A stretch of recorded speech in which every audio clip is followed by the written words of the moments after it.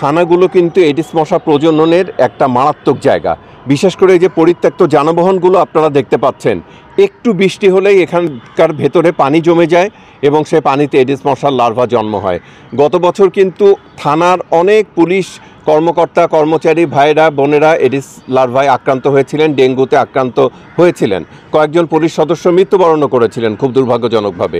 এই কারণে আমরা এই পরিত্যক্ত যানবাহনগুলো সহ থানার মধ্যে যে একটা অস্বাস্থ্যকর পরিবেশ বিরাজ করছে, এটা দূর করার লক্ষ্যে এই অভিযানগুলো পরিচালনা করছি এবং আমরা প্রত্যাশা করছি যে ভবিষ্যতে থানার কর্তৃপক্ষ যারা আছেন তারা নিজ উদ্যোগেই এই কাজটা করবেন। আমরা দক্ষিণ সিটি কর্পোরেশনের পক্ষ থেকে সর্বাত্মক সহযোগিতা করব। এই থানা এবং পুলিশ ফাঁড়িগুলোতে যে পরিত্যক্ত গাড়ি এবং মালামালগুলো থাকে সেখানে বিপুল পরিমাণে এডিস মশার লার্ভা জন্মগ্রহণ করে।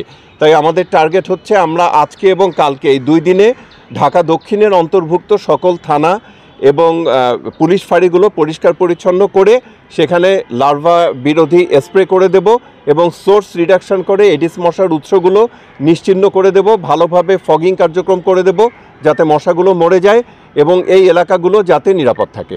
ঈদের আগে হাসপাতালগুলো এবং থানাগুলো করে রাখলাম। ঈদের পরপরই আমরা শিক্ষা প্রতিষ্ঠানগুলোর দিকে যাব। শিক্ষা প্রতিষ্ঠানগুলো সহ যে সরকারি আধা সরকারি স্বায়ত্তশাসিত সংস্থাগুলো আছে তাদের স্ব কর্তৃপক্ষকে আমরা বলেছি তারা যেন নিজ নিজ আবাসস্থল এবং কর্মস্থল পরিষ্কার পরিচ্ছন্ন রাখেন।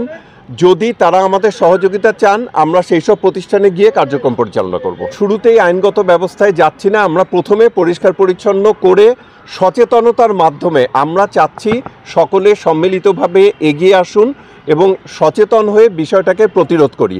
পানিশমেন্ট দিয়ে সব কিছু হয় না, হয়তো একটা সময় পানিশমেন্ট দেওয়ার প্রয়োজন পড়বে, সেটা আমরা করব, কিন্তু শুরুতেই আমরা কাউকে শাস্তি দেওয়ার পক্ষপাতী না।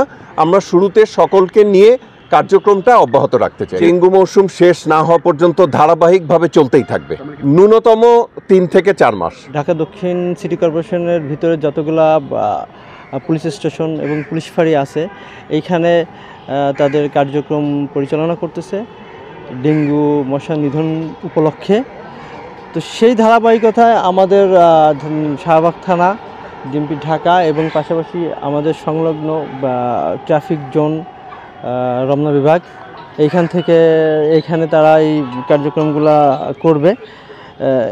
এটা যখন আমাদের কর্তৃপক্ষের মাধ্যমে আমরা জানতে পেরেছি, তাদের নিরাপত্তার স্বার্থে তাদের আইন শৃঙ্খলা যাতে এখানে কোনো ব্যাঘাত না ঘটে সেটার জন্য আমরা তাদের পাশাপাশি আছি এবং তাদের কাজ যেন স্মুথভাবে হয় সেটার জন্য আমরা যা যা করা দরকার আমরা সেভাবে তাদের সহযোগিতা করে যাচ্ছি।